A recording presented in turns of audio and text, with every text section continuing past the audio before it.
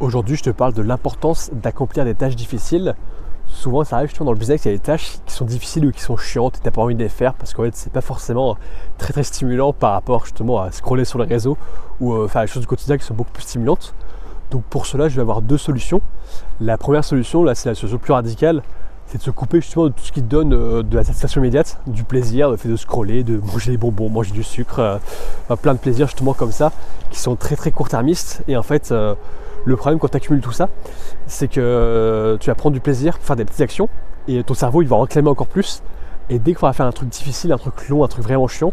là tu auras beaucoup plus la flemme justement de faire ça et ce sera beaucoup plus difficile. Donc tu verras que c'est hyper dur justement au démarrage de changer. Mais ce que tu dois comprendre justement, c'est que c'est dur pour toi,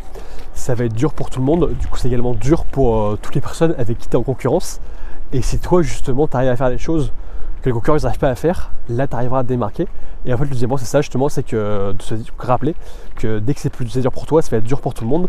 Et si toi tu arrives à passer ça, il y a plein de gens qui n'arriveront pas justement à passer cette étape là. Et en fait plus tu arrives à passer des étapes qui sont très chiantes et que personne n'a envie de faire, si c'est la personne qui a réussi à faire tout ça,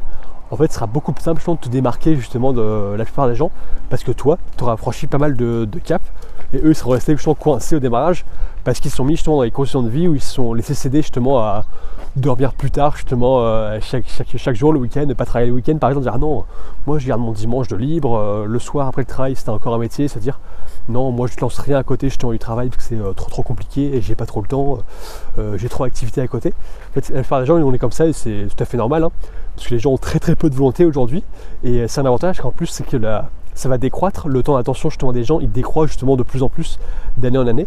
Et c'est pareil justement pour le quotient intellectuel des gens. Donc l'avantage c'est de te dire que si toi tu arrives justement à rester normal, justement garder des capacités de concentration qui sont similaires à ce qu'un humain normal devrait avoir, et même garder un QI qui est pareil, qui est normal justement pour des gens d'il y a 50 ans, mais qui se s'installe par rapport à quand c'était il y a 50 ans. Si le QI moyen des gens il baisse, ça veut dire naturellement tu vas devenir plus intelligent que la plupart de ces personnes, et donc si tu es plus intelligent que les gens qui sont en concurrence avec toi autour de toi, ce sera beaucoup plus simple justement pour toi de pouvoir se démarquer d'eux et donc avoir de plus gros résultats.